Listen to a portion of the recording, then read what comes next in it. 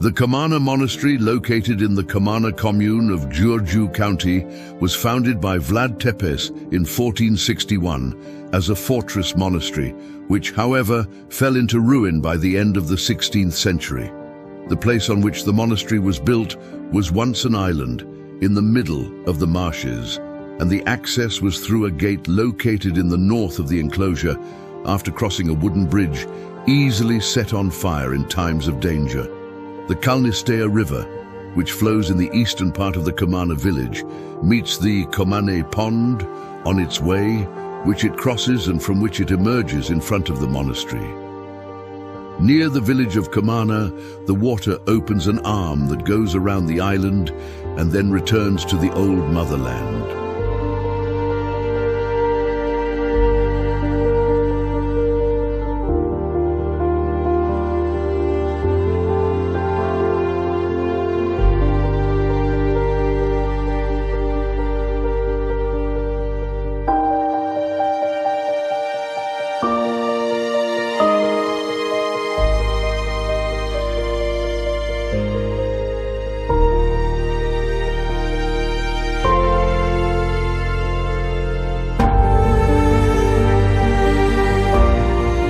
The investigations undertaken on the first constructions in Comana reveal the fact that the monastery is the foundation of Vlad Tepes, dating from the middle of the 15th century. A document dated September 27, 1461, issued by the Chancellery of Vlad Tepes, mentioned that the boundary of the monastery should be as far as where it joins the Comana Pond, right in the Calnite Lake.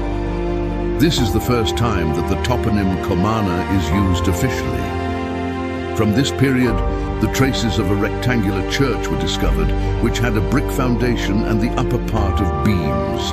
The interior of the church was plastered and painted, traces of red and dark blue paint being found. Around this little church were the cells of the monastery.